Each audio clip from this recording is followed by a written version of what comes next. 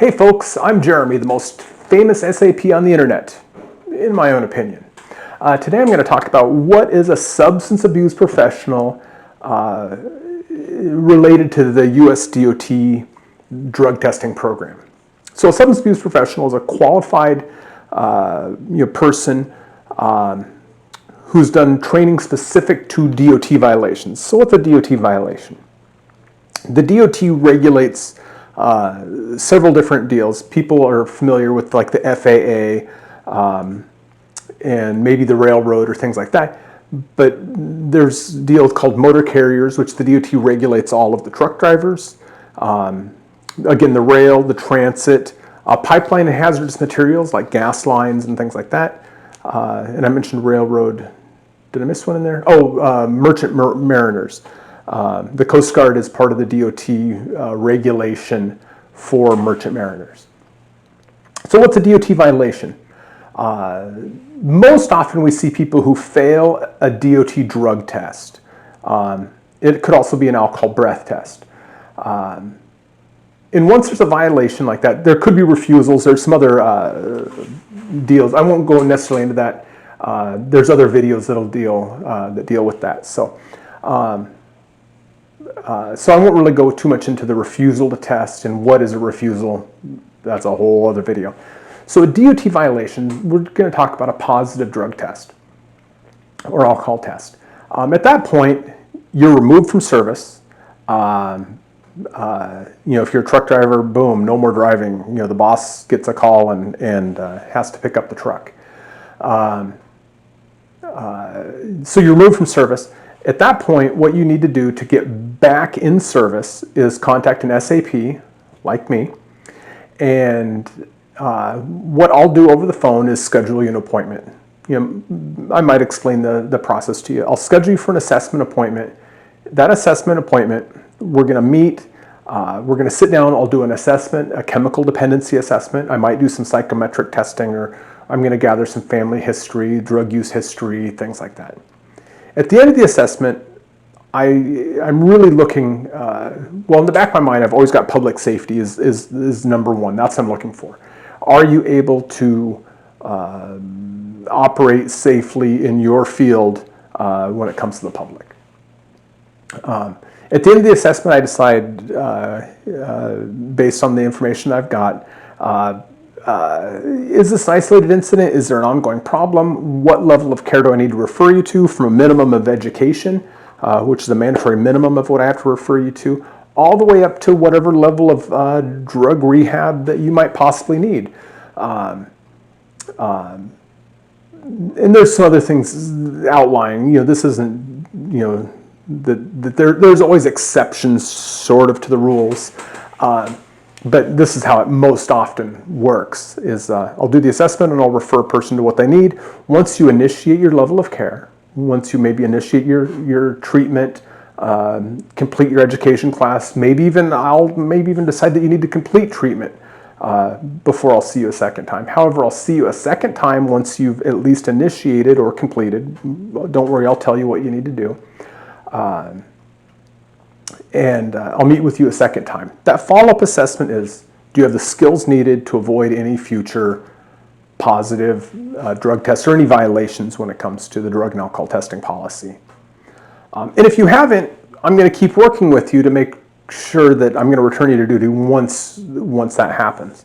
I assure people the way that I Take 3. Do it. I have a really fair process. I work with you. You know what I'm thinking by the end of it, and you know exactly what my expectations are by the end of the first or the second assessment. At the end of that second assessment, let's just say you've completed what I've needed you to do. I'll actually file return to duty paperwork. I can't force your employer to take you back. However, they would need it if you do return to duty. At the same, if your motor carrier's like a truck driver, I'll file with the clearinghouse once you've completed. Well, I'll actually file with them once you've done the initial assessment, and I'll file once you're eligible to return to duty. At the end of the second assessment, the return to duty paperwork, before an employer puts you back to work, they have to do a return to duty test. That's a DOT drug test or alcohol test, or both. But it's a return to duty test. It's a special test on the DOT forms. With that, they have to wait until that test is returned to then return you to duty. From there, you can look up in the DOT website and everything. The SAP has to refer you to a minimum of 6 follow-up drug tests. That's not a secret. That's printed. The first year back, I have to refer you to a minimum of 6 follow-up tests, whether it's drug test, alcohol test, or both.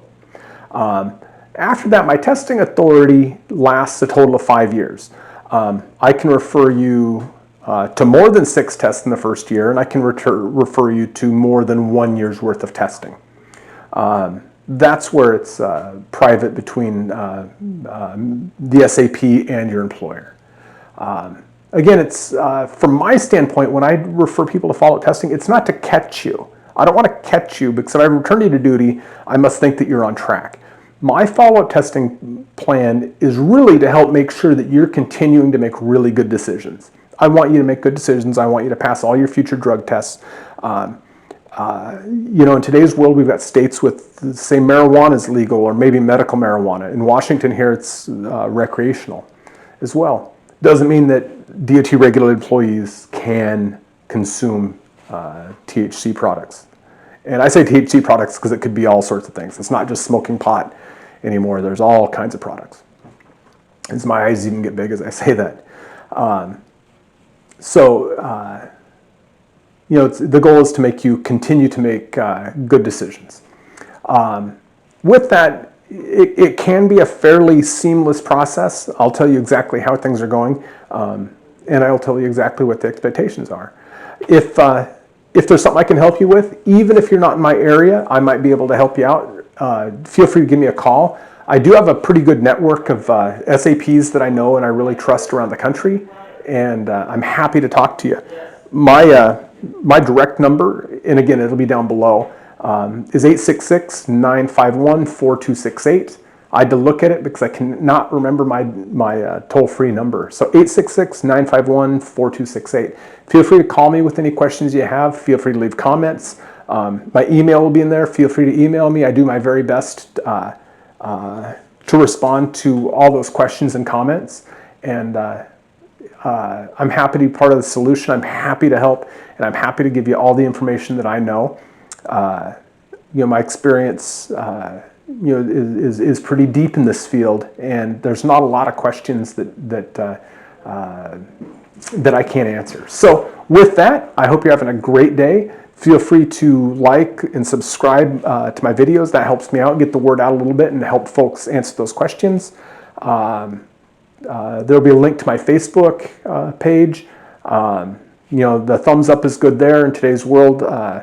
Some of that recognition is always really nice to get. So with that, again, this is Jeremy Wekell, the most famous SAP on the internet, in my own opinion. And if I can answer any questions, feel free to reach out. Look forward to working with you. Take care, guys.